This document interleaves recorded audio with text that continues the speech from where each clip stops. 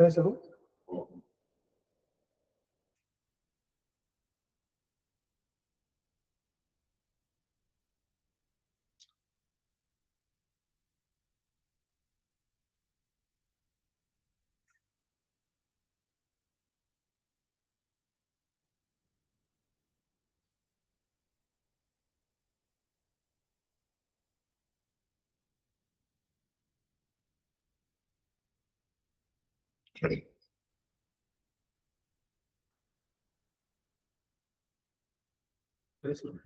चला सर्वांना शुभ सकाळ. चला विद्यार्थी जॉईन झालेत का? मिशन आरंभ या उपक्रमाअंतर्गत ज्या काही ऑनलाईन तासिका सुरू आहे त्यापैकी आजची ही आपली तासिका. आज आपण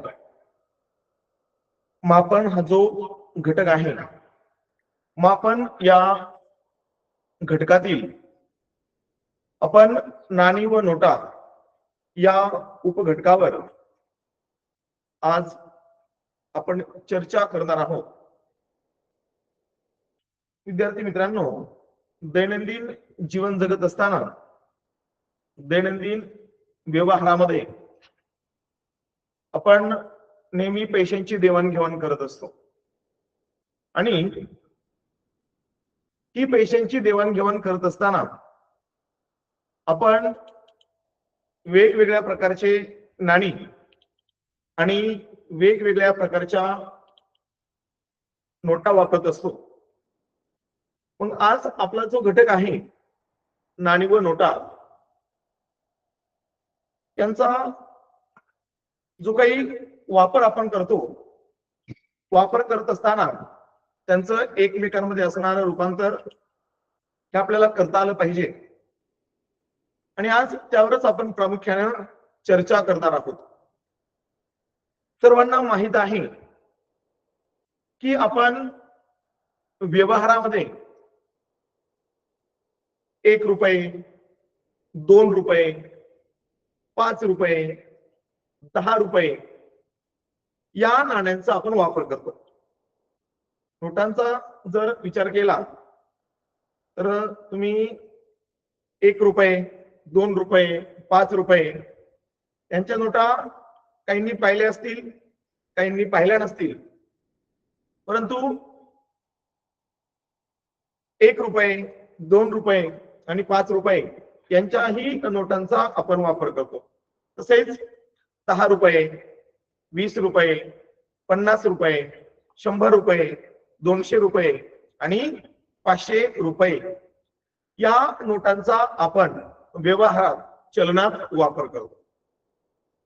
चला तर मग आज आपण या घटकावर चर्चा करणार आहोत. आता यावर्षी आपल्याला जी काही 4थी स्कॉलरशिपची परीक्षा द्यायची आहे,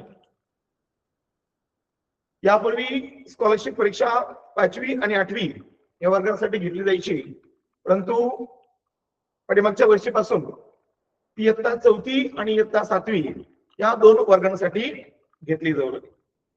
आता जेव्हा आपण परीक्षेला जातो, परीक्षेला जाण्याच्या अगोदर आपला जो अभ्यासक्रम आहे त्या अभ्यासक्रमावर आपण विचार करतो, आपण घटकांवर, आपण उपघटकांवर विचार करतो. आता आपला जो घटक आहे नाणी व नोटा या घटकावर स्कॉलरशिप परीक्षेमध्ये किमान 1 प्रश्न विचारला जातो, 1 किंवा 2 प्रश्न विचारले जातात आणि जे प्रश्न विचारले जातात एका ठराविक प्रकारचे प्रश्न असतात.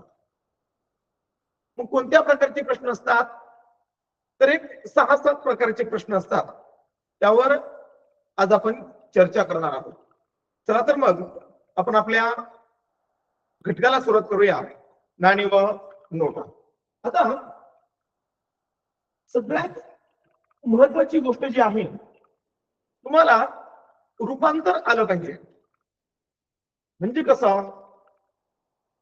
रुपयाचं रूपांतर पैशामध्ये आणि पैशाचं रूपांतर तुम्हाला रुपयामध्ये करता आलं पाहिजे, कारण रूपांतरावर सुद्धा एक प्रश्न विचारला जाण्याची शक्यता असते. आता सर्वांना माहित आहे, एक रुपया, एक रुपये म्हणजे 100 पैसे. आता एक रुपया म्हणजे 100 पैसे.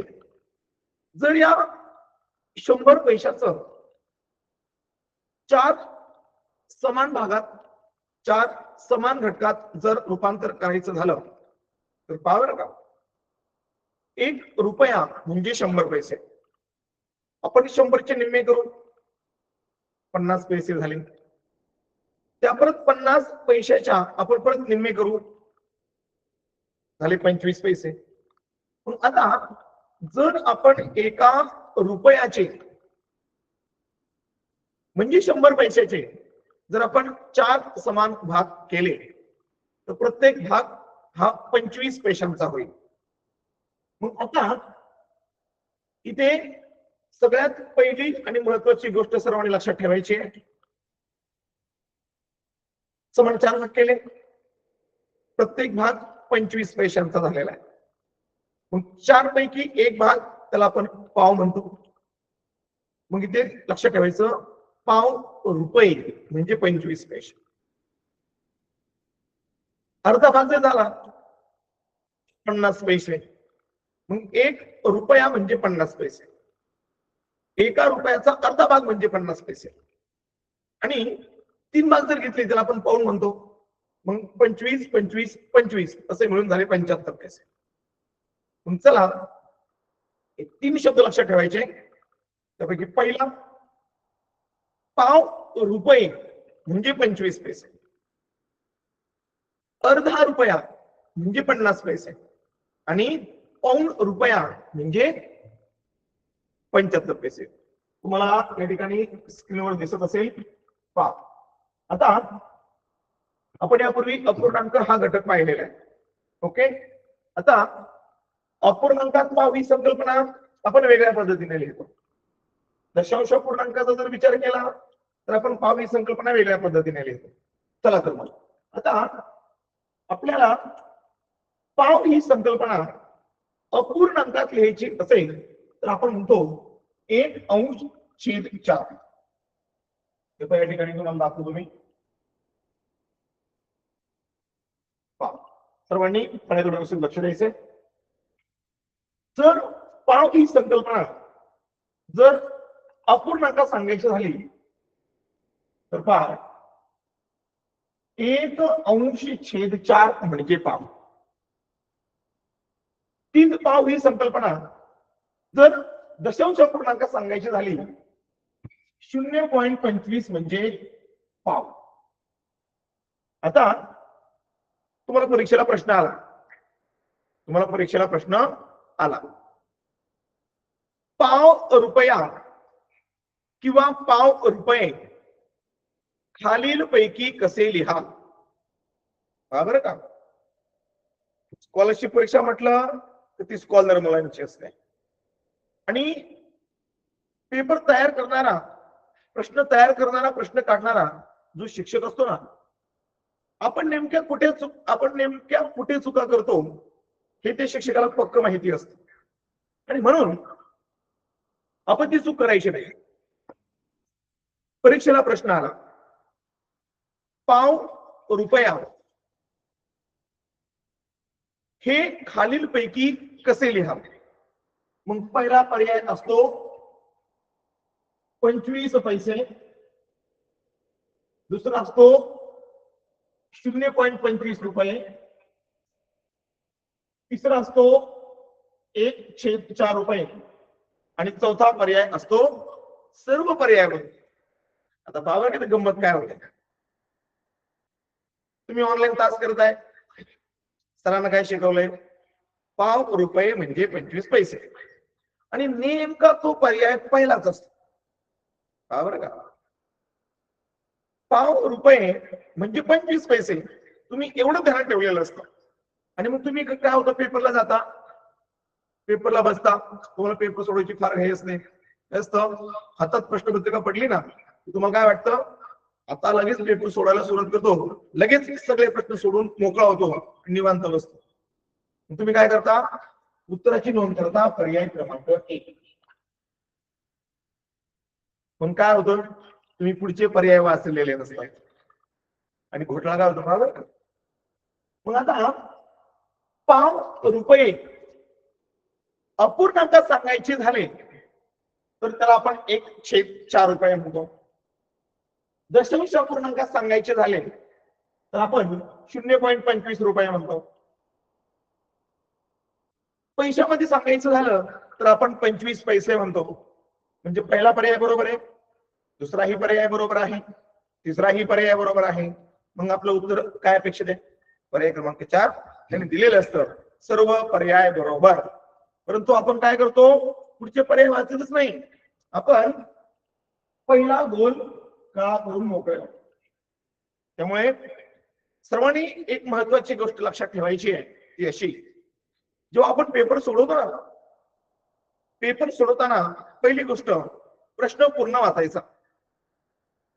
कारण शेवटी घोटाळा घालून ठेवलेला असतो, आहे की नाही, असणारा नसणारा असे शब्द त्या ठिकाणी टाकलेले असतात आणि आपल्याला कन्फ्यूज केलेलं असतं. त्यामुळे प्रश्न पूर्ण वाचायचा. प्रश्न पूर्ण वाचल्याशिवाय उत्तराची नोंद करायची, उत्तर काढायची काहीच करायचे नाही. आणि दुसरी गोष्ट, चारही पर्याय कन्फर्म केल्याशिवाय उत्तराची नोंद करायची नाही. कारण कधी कधी तीनही पर्याय उत्तर असण्याची शक्यता असते आणि म्हणून त्यांनी चौथा पर्याय दिलेला असतो सर्व पर्याय बरोबर. त्यामुळे चारही पर्याय खात्री केल्याशिवाय उत्तराची नोंद करायची नाही. चला तर मग आता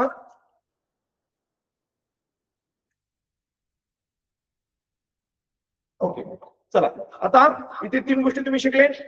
पहिली गोष्ट, ₹5 म्हणजे 25 पैसे, अर्धा रुपया म्हणजे 50 पैसे आणि ₹1 म्हणजे 75 पैसे. आता अर्धा रुपया म्हणजे 50 पैसे, पण हेच 50 पैसे तुम्ही वेगवेगळ्या पद्धतीने लिहू शकता. मग कसं बघा, अपूर्णांकात सांगायचं झालं 1/2 म्हणजे पण अर्धा रुपये, 0.50 म्हणजे पण अर्धा रुपया. पहा, संकल्पना एकच आहे, ती आपण वेगवेगळ्या पद्धतीने लिहू शकतो. आता ₹1 आता सांगितलं, ₹1 म्हणजे 75 पैसे. ₹1 म्हणजे किती, 75 पैसे. मग आता ₹1 पैशात सांगायचं झालं तर 75 पैसे होतात. तेच अपूर्णांकात सांगायचं झालं 3/4 होतात. आणि तेच दशांश पूर्णांक सांगायचं झालं तर ते होतात 0.75 संकल्पना एकच आहे, आपण ती 3 प्रकारे लिहिलेली आहे. लक्षात आलं. आता हे झालं क्लिअर. आता प्रश्न विचारताना तुम्हाला एकमेकांच्या रूपांतरावर प्रश्न विचारले जातात. आता कसं लक्ष द्या, मी सांगितलेले 3 वाक्य जर लक्षात ठेवले ना, रूपांतर सोपं आहे. जर सव्वा हा शब्द वापरला 25 पैसे जोडायचे, अर्धा म्हणजेच साडे हा जर शब्द वापरला तर 50 पैसे जोडायचे, आणि पाऊण हा शब्द जर वापरला, पावणे हा शब्द वापरला तर त्या ठिकाणी 75 पैसे जोडायचे. पुन्हा एकदा रिपीट करतोय,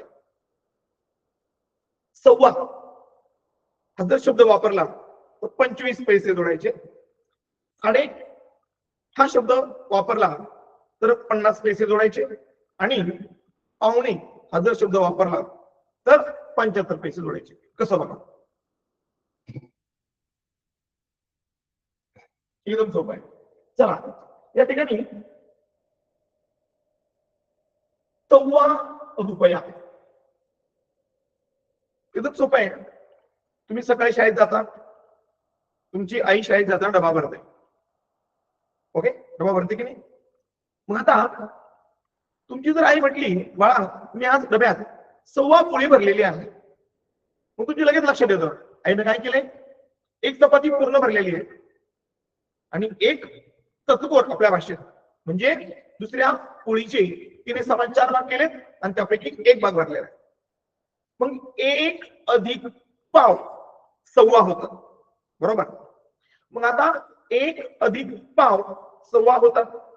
मग हेच रुपयांच्या बाबतीत 1 रुपया अधिक पाव रुपया झाले 1.25 रुपया. मग 1 रुपयाचे 100 पैसे. आणि मी आता सांगितलं 1.25 हा शब्द वापरल्यामुळे त्याला 25 पैसे जोडायचे. मग 100 आणि 25 झाले 125 पैसे. मग हेच 2.25 रुपये झालं का, 2.25. मग 2 हा अंक लिहायचा आणि 2.25 म्हणजे 25 पैसे जोडायचे. मग 2च्या पुढे जर 25 लिहिले झाले 225. मग 2.25 रुपये 225 पैसे. 3.25 रुपये 325 पैसे. 4.25 रुपये 425 पैसे. 5.25 रुपये 525 पैसे. 6.25, 7.25, 8.25, 9.25, 10.25, 12.25, 15.25, 16.25, 29.29. तुम्हाला असे वेगवेगळे प्रश्न विचारले जातील. चला आता पुढे जाऊया.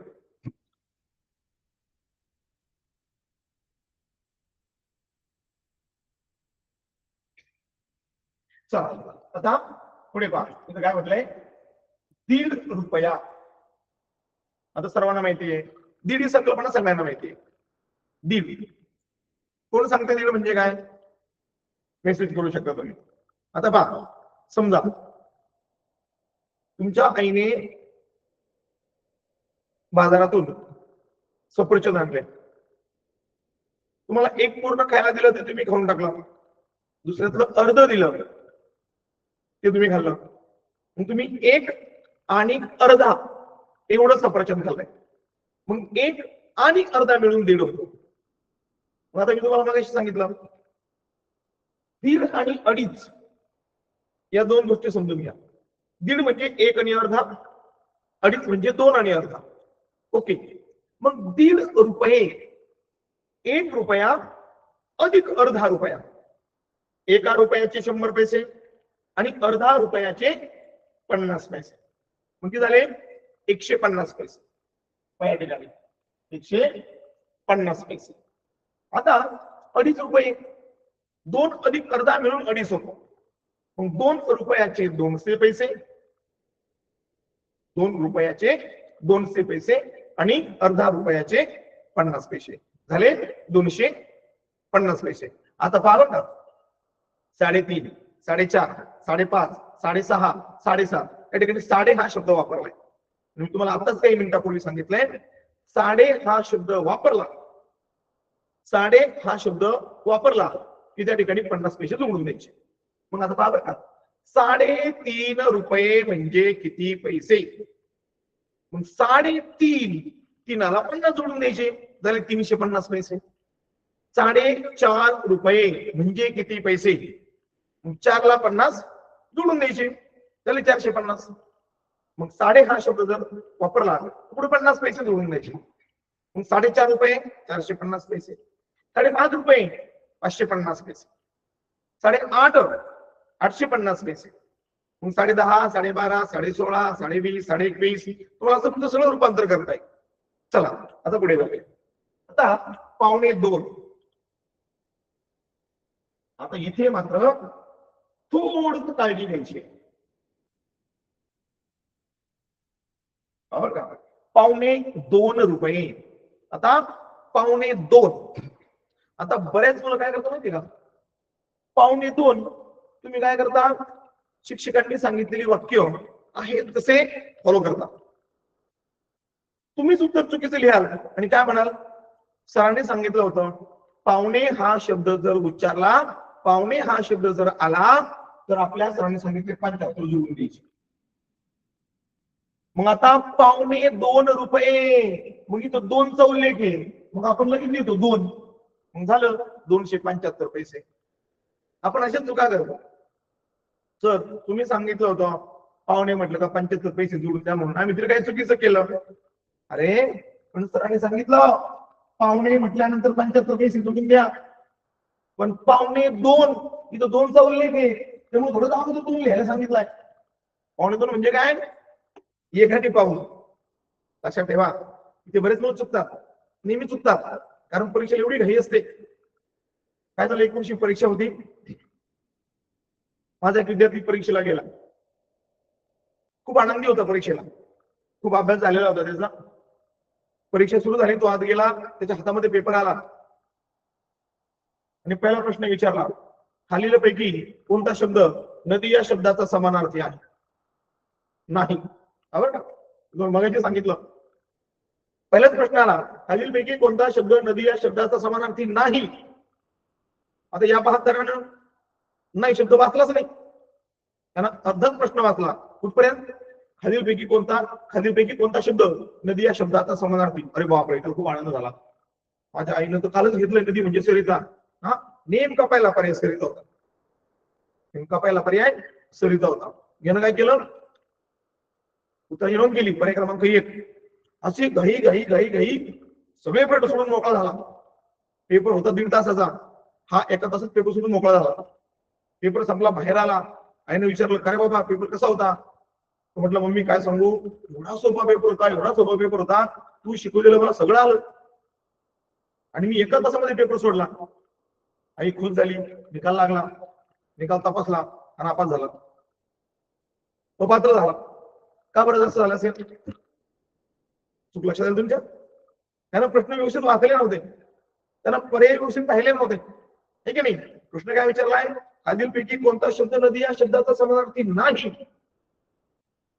यानं नाही वाचलंच नाही, हा फक्त नदी या शब्दाचा समानार्थी. त्याला खूप आनंद होतो, मग लगेच उत्तर सरिता, ते उत्तर चुकतं त्या ठिकाणी. आणि म्हणून मी तुम्हाला वारंवार सांगतोय, प्रश्न पूर्ण वाचणे, 4ही पर्याय खात्री केल्याशिवाय उत्तराची नोंद करू नये. मग इथे कसं होतं बघा, हे पाहुणेच्या बाबतीत बऱ्याच मुलांच्या चुका होतात. तर होतं काय, आताच मी सांगितलं, पाहुणे 2 उल्लेख 2चा असतो, पण पाहुणे 2 म्हणजे 175 होतात. म्हणजे पैशाच्या बाबतीत सांगायचं झालं तर पाहुणे 2 रुपये. मग पाहुणे 2 रुपये म्हणजे 1 रुपया अधिक पाऊण रुपया. 1 रुपयाचे 100 पैसे आणि पाऊण रुपयाचे 75 पैसे. 100 अधिक 75 175. मग पाहुणे 2 रुपये म्हणजे 175 पैसे. आता पाहुणे 3, मग आता 3 ला 75 जोडायचे का?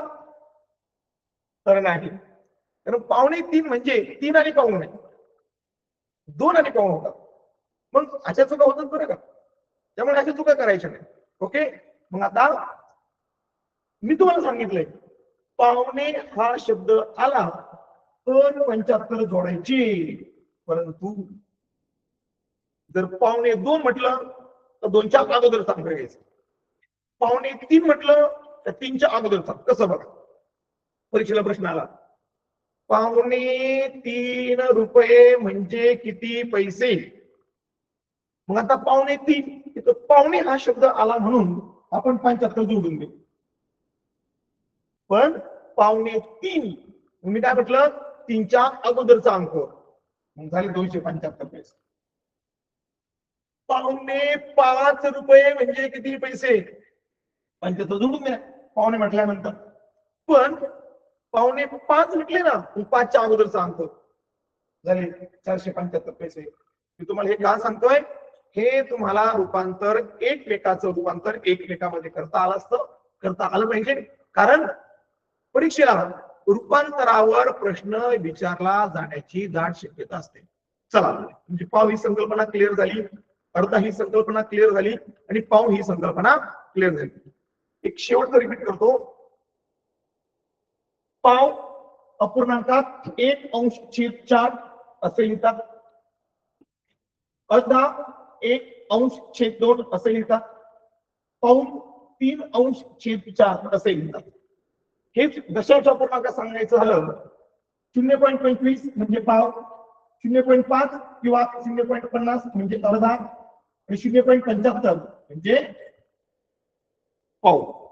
चला आता आपण आपल्या महत्वाच्या विषयाकडे वळूया. आता महत्वाचे विषय कोणते? आता तुम्हाला नाणी व नोटा या घटकावर कोणत्या प्रकारचे प्रश्न विचारले जाऊ शकतात, आता आपण त्या प्रश्नावर चर्चा करू. चला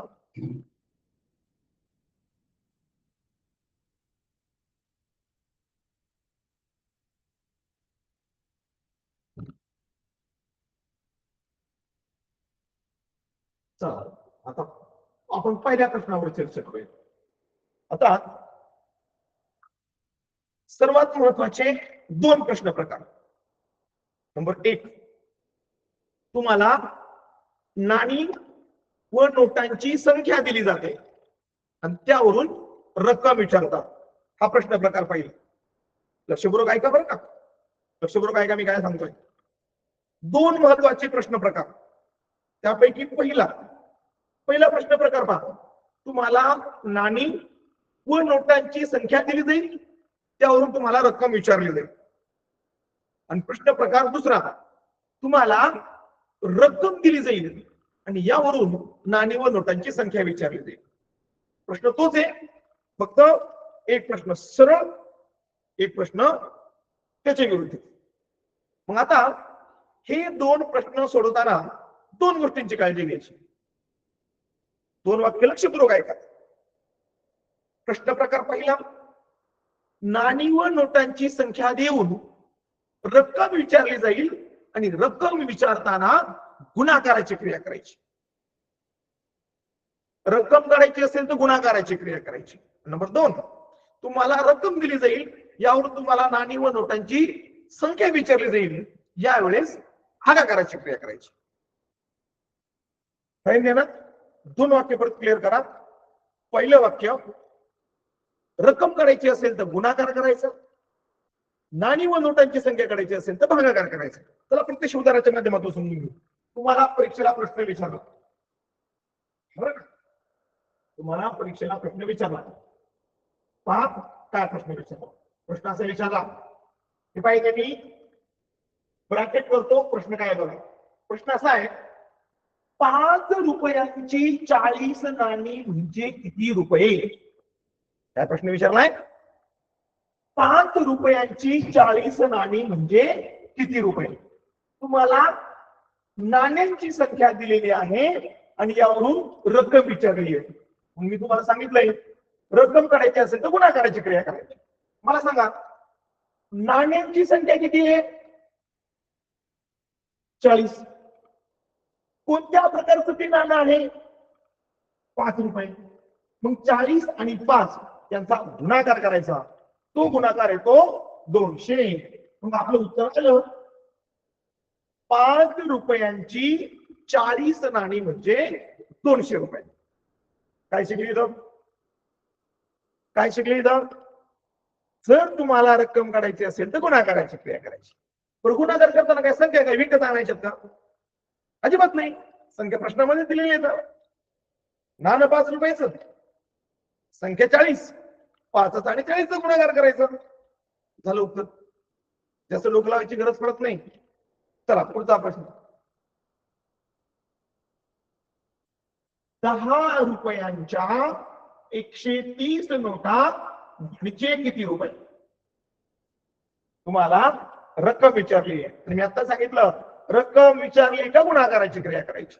मग चला मला सांगा, नोटा किती आहेत? तर 130. कोणत्या प्रकारच्या आहेत? तर 10. पण 130 आणि 10 यांचा जर गुणाकार केला तर तो येतो 1300. आणि म्हणून 10 रुपयांच्या 130 नोटा म्हणजे 1300 रुपये. चला पुढे जाऊया.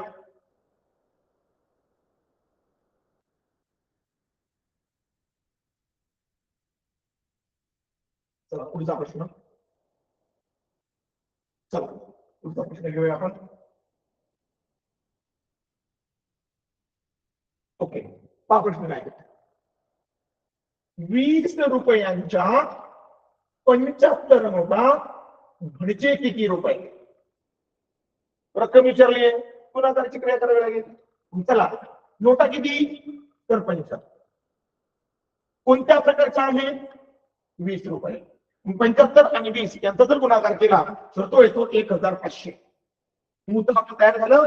20 रुपयांच्या 75 नोटा म्हणजे 1500 रुपये. चला, तुम्हाला प्रश्न विचारलाय 200 रुपयांच्या 26 नोटा म्हणजे किती रुपये? बरं, नोटा किती? तर 26. कोणत्या प्रकारच्या? तर 200 प्रकारच्या. 200 रुपये. ओके, मग 26 आणि 200 यांचा गुणाकार येतो 5200 रुपये. मग आपलं उत्तर तयार झाला. 20 रुपयांच्या 26 नोटा म्हणजे 5200 रुपये. चला, प्रश्न प्रकार पहिला क्लिअर झाला. वाक्य लक्षात ठेवा. जर तुम्हाला नोटांच्या आणि नाण्यांच्या संख्येवरून, जर तुम्हाला नाणी व नोटा यांच्या संख्येवरून जर तुम्हाला रक्कम विचारली तर गुणाकाराची क्रिया करायची. चला, आपण दुसऱ्या प्रकाराकडे बोलूया. चला, प्रश्न प्रकार 2. बरोबर का? आता हा प्रश्न प्रकार त्याच्या उलटा आहे. हा प्रश्न प्रकार त्याच्या उलटा आहे. आता दुसरा प्रश्न प्रकार काय? तुम्हाला रक्कम दिली जाईल आणि तुम्हाला नाणी किती व नोटा किती असा प्रश्न विचारला जाईल. पहा प्रश्न घेऊ आपण. पहा काय प्रश्न आहे. 300 रुपये म्हणजे 5 रुपयांची किती नाणी? 5 रुपयांची किती नाणी? मग आपल्याला नाण्यांची संख्या विचारली आहे. मग आताच आपण पण तेच ओरडतोय. रक्कम काढायची असेल तर गुणाकार, नाणी व नोटांची संख्या काढायची असेल तर भागाकार. आता भागाकार कोणाचा करायचा आहे? संख्या उसने आणायच्यात का? शेजाऱ्याकडून आणायच्यात का? मित्राकडून उसने घ्यायच्यात का? नाही, सगळं तिथंच आहे. तुम्हाला फक्त क्रिया करायची. मग आता मला सांगा, रक्कम किती आहे? 300. रक्कम किती आहे? 300. बरं, कोणत्या प्रकारची नाणी विचारली आहे? 5 रुपयांची किती नाणी? मग फक्त 300 ला भागायचं 5 न, पण भागताना पण डोकं लावायचं. परीक्षेला कुठल्याही प्रकारचा वेळ वाया घालवायचा नाही. आपल्याकडे वेळच नसतो. चला, मग आता 300 ला भागायचंय 5 न. मग तुम्हाला 5चा पिढा येतो. 5 × 5 आणि 5 सख 30. पण एक शून्य बाकी राहिलाय ना, मग तो 6च्या पुढे जशाच्या तसा लिहायचा. चला भागायचा. उत्तर आलं 60. मग मला सांगा, 300 रुपये म्हणजे 5 रुपयांची किती नाणी येतील? 60 नाणी. कारण भागाकाराची क्रिया करायची. चला, पुढचा प्रश्न. 2800 रुपये. बरोबर का? काय प्रश्न आहे? 2800 रुपये म्हणजे 10 रुपयांच्या किती नोटा? एकदम सोपं. रक्कम किती आहे? 2800. कोणत्या प्रकारच्या नोटा? तर 10 रुपयाच्या नोटा. मग रकमेला भागायचं 10 न. बरं, भागत असायची पण गरज नाहीये, डोकं वापरायचं. चला, हे मोकळं गेलं, हे मोकळं गेलं. छेदस्थानी 1 राहिला म्हणजे विषय सोडून द्यायचा. मग राहिले 280. झालं ना?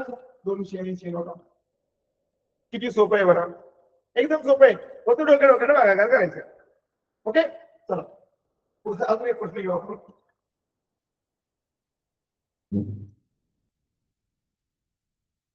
चला, सेम टाईपचा प्रश्न घेऊ.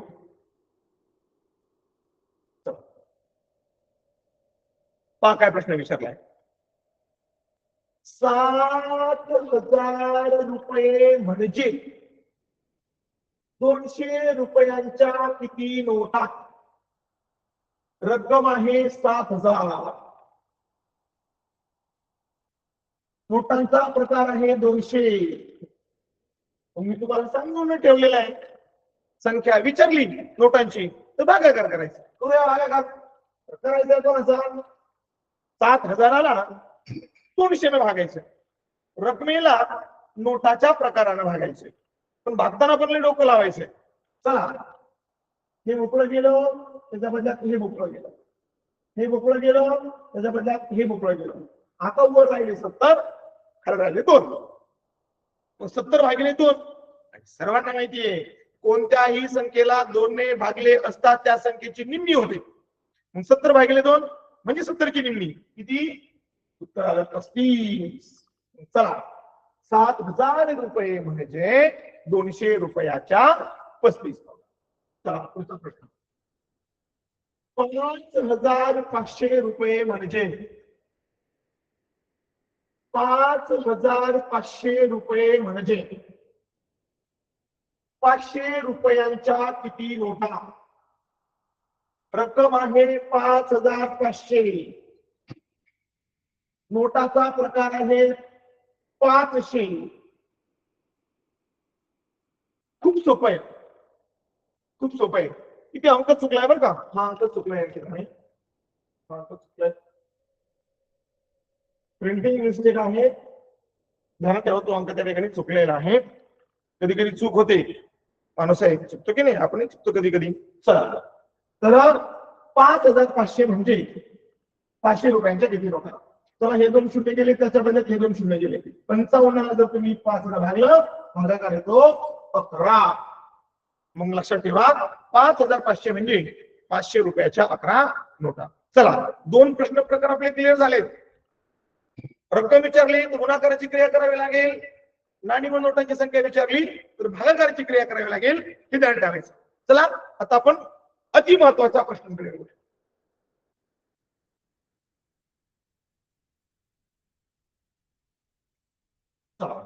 आता मी तुम्हाला इथून पुढे जे प्रश्न प्रकार सांगणार ना ते अति महत्वाचे. IMP, VIMP, very important.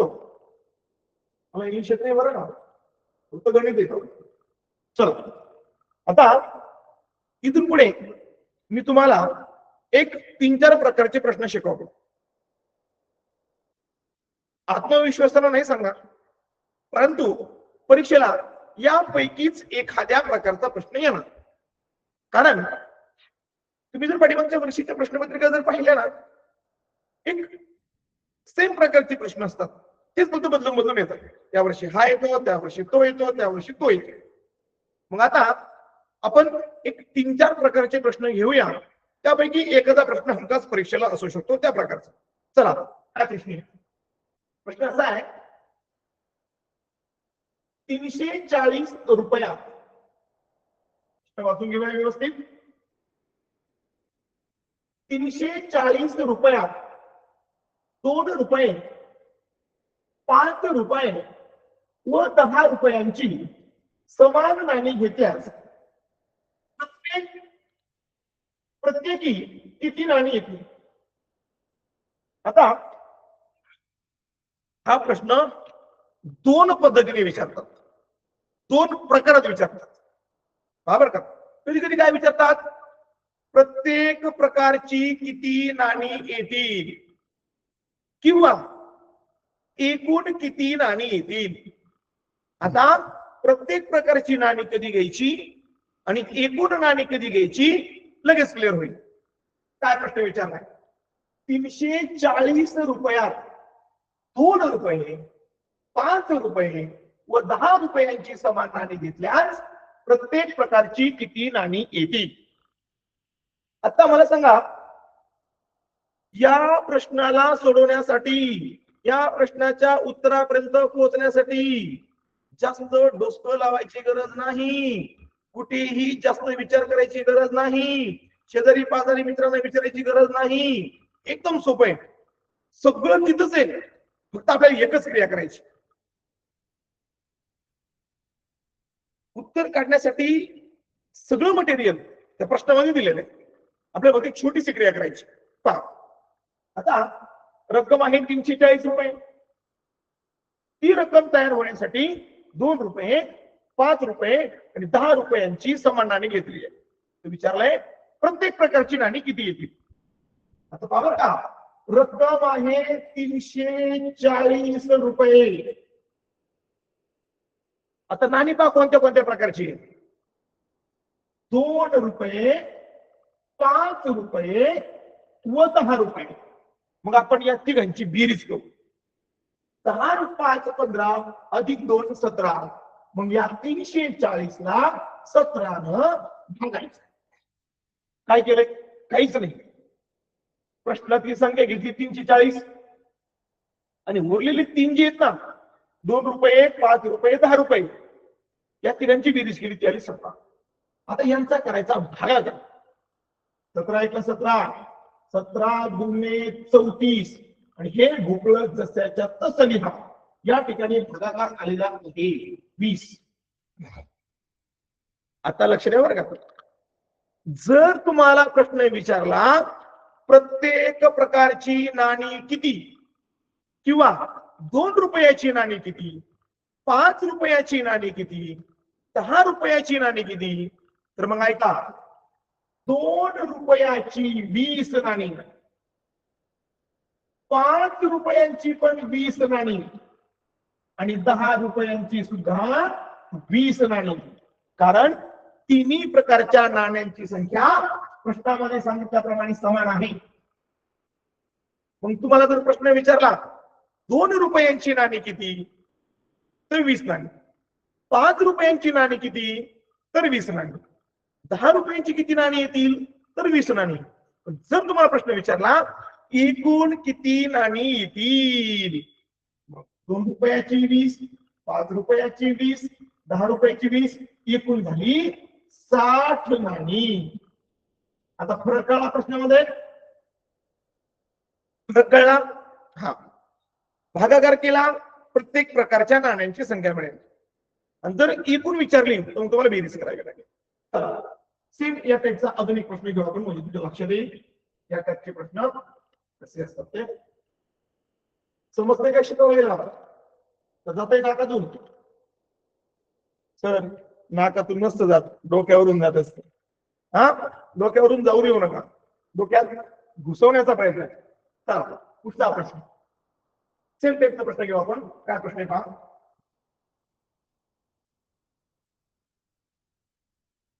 चला प्रश्न असा आहे,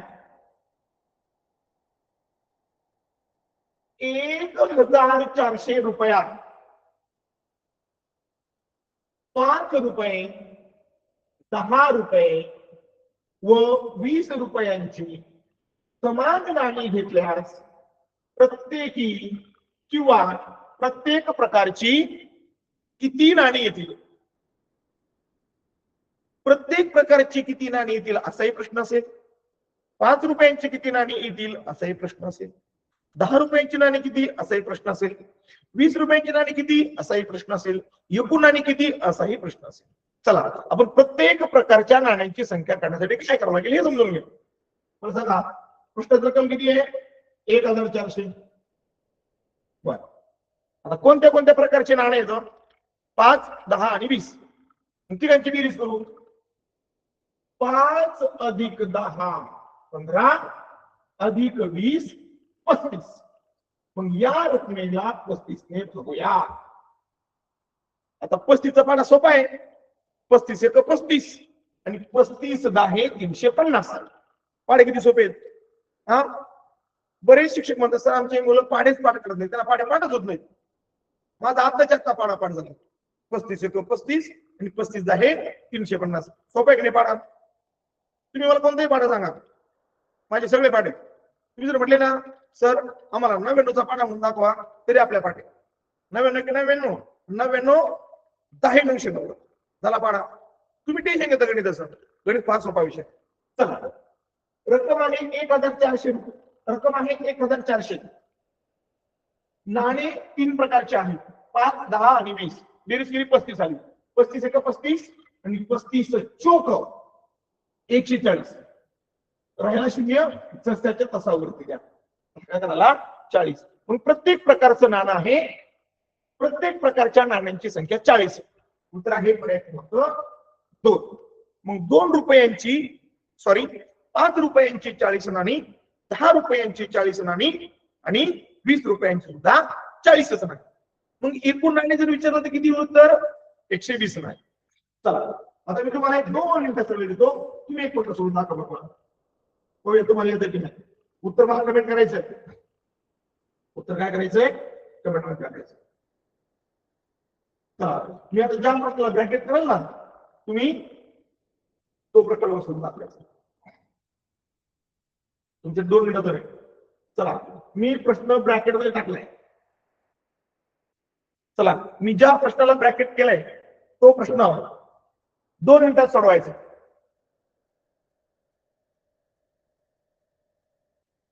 आणि उत्तर कमेंट करायचं आहे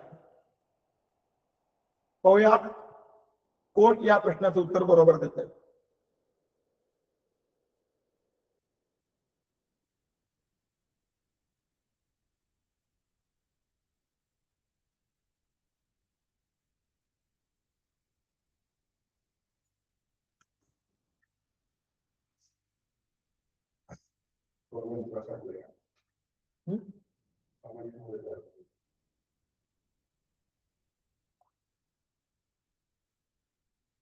चला पाठवा उत्तर पटापटा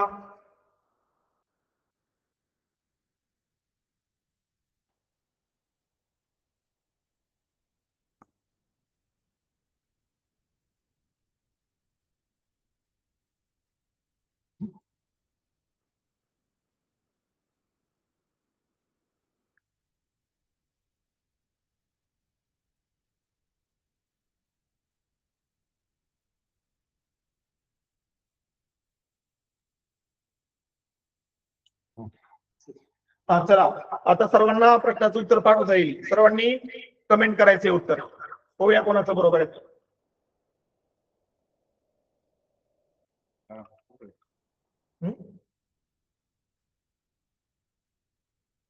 चला परीक्षेला एवढा वेळ नसतो बरं का चला उत्तर 60 कुणीतरी पाठवले तांबोळी कुणीतरी आहे 60 उत्तर पाठवले नालकर हराळ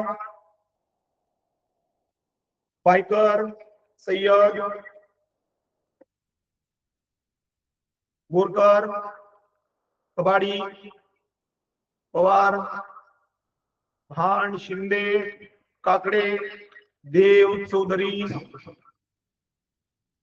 डबल उत्तर नाही पाठवायचं परीक्षेला 4 पैकी एकच उत्तर नोंदवायचं आहे 4 पण नाही नोंदवायचे नाही तुम्ही काय करताल परीक्षेला जाल 4ही गोल कार्य कराल आणि वरती सूचना लिहाल जे बरोबर आहे ते तपासा असं चालत नाही हा तुम्ही फार हुशार आहात तरी पण गोल कार्य कराल आणि पेपर तपासायला काय सांगाल जे बरोबर आहे ते तपासा 4 पैकी कोणतं तरी बरोबर असणारच आहे ठीक आहे नाही ठीक आहे बऱ्याच मुलांचं उत्तर बरोबर आहे याचं उत्तर किती वेळ 4500 ला कोणी भागावं लागेल 75 ना भागूया आपण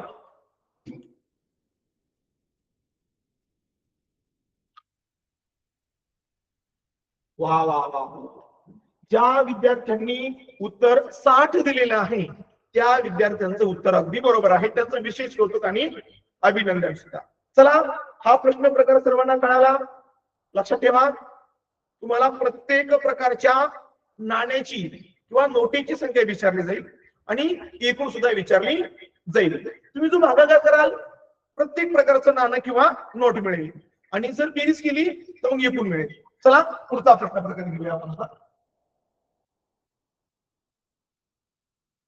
चला पुढचा प्रश्न बघा चला आता हा प्रश्न पण काय नेहमी परीक्षेला विचारला जातो नेहमी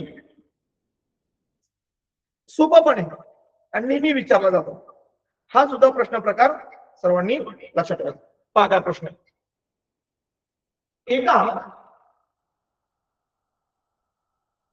प्रश्न असा आहे एका 10 रुपयांच्या नोटाच्या बंडल मध्ये 10 रुपयांच्या नोटांचा बंडल त्या बंडल मध्ये 15 31 16 15 31 16 इथे अंक चुकलाय इथे 21 आहे बरं का इथे अंक चुकलाय इथे 21 आहे 15, 21, 16 ते 15, 30, 75 क्रमांकाच्या नोटा आहेत. ते विचारले तर बंडल मधील एकूण रक्कम किती. असा प्रश्न यापूर्वी परीक्षेला विचारला गेलेला आहे.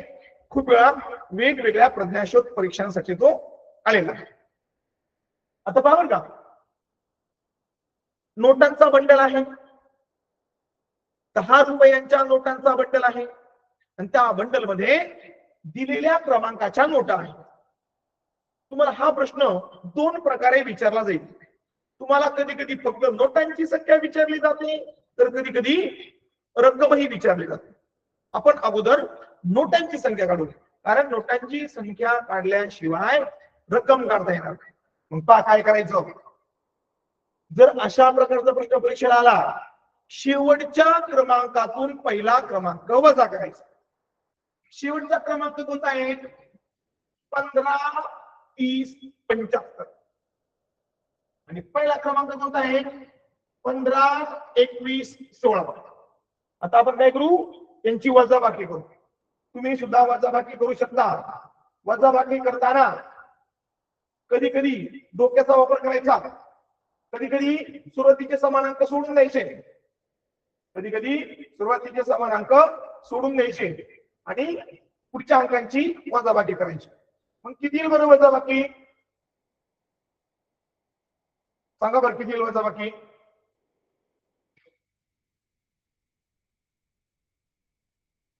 हा, 959 येईल, बरोबर की नाही? तिथे थोडी प्रिंटिंग मिस्टेक झालेली आहे, काही हरकत नाही. वजाबाकी 959, बरोबर की नाही? तर माझी चुकते, कन्फर्म करा बरं एकदा.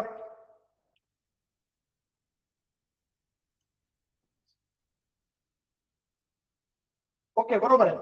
959 आहे, 959 आणि त्यामध्ये एक मिळवायचा, चालेल. 960, 960 म्हणजे त्या बंडलमध्ये 960 नोटा आहेत. आता नोटाची संख्या क्लिअर झाली. आता त्या आहेत 10 रुपयांच्या. 10 म्हणजे एकावर शून्य एक, मग एक शून्य ऍड करायचा.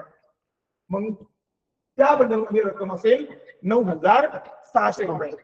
प्रिंटिंग मिस्टेक मध्ये हा प्रश्न चुकलेला आहे, मी तुम्हाला दुरुस्ती करून दिलेला आहे, काय हरकत नाही. आपण पुढचा घेऊया.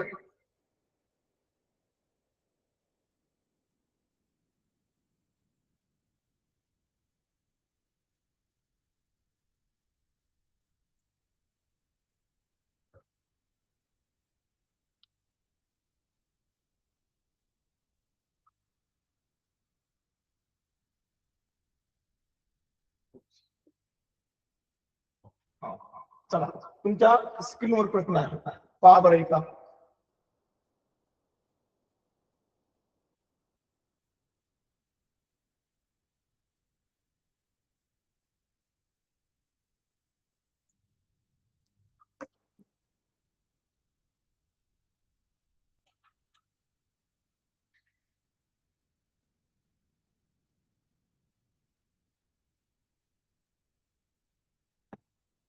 पर्याय नका पाहू, फक्त प्रश्नच पहा. चला,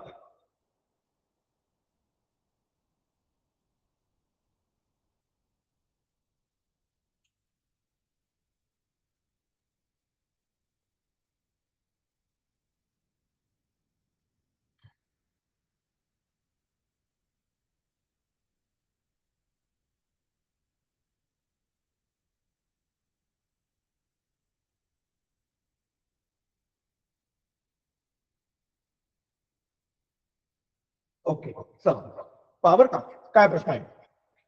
50 रुपयांच्या नोटांच्या बंडल मध्ये 32, 21, 12 ते 32, 20, 25 क्रमांकाच्या नोटा आहेत. तर बंडल मधील एकूण रक्कम किती? आता आपल्याला अगोदर काढावी लागेल नोटांची संख्या. पहा, नोटांची संख्या कशी काढायची? शेवटच्या क्रमांकातून पहिला क्रमांक वजा करायचा आणि त्यामध्ये एक मिळवायचा, नोटांची संख्या काय.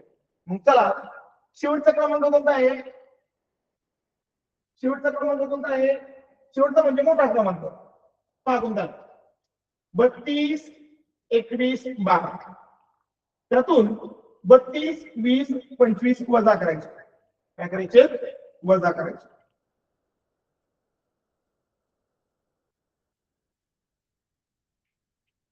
चला पहा काय सांगितलं मी शेवटचा क्रमांक 32 21 शेवटचा क्रमांक 32 21 12 त्यातून पहिला क्रमांक 32 20 25 वजा करायचे वजा पैकी 87 त्यामध्ये एक प्रवाहायचा झाले 88 ओके मग नोटांची संख्या आली 88 किती आली 88 आता तो नोटांचा बंडल आहे 50 रुपयांचा मग त्या 88 ला 50 ने गुणायचं मग सांगा बरं उत्तर किती पाठवा कमेंट मध्ये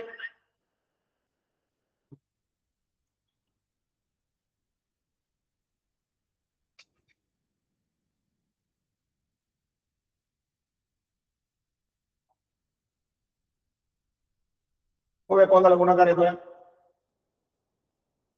आला ठीक आहे चला पुढे जाऊया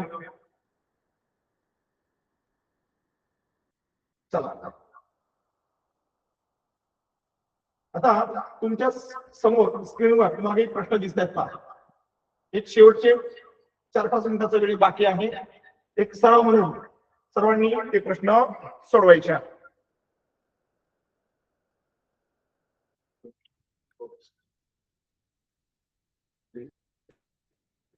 दिसते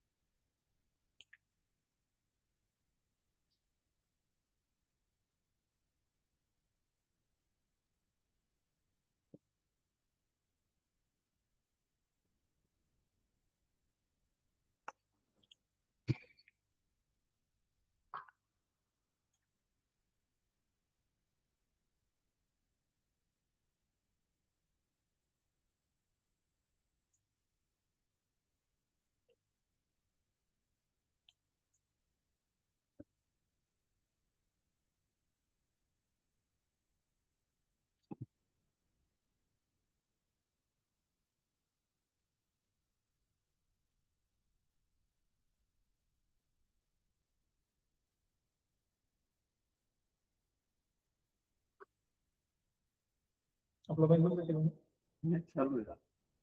बंद करायचं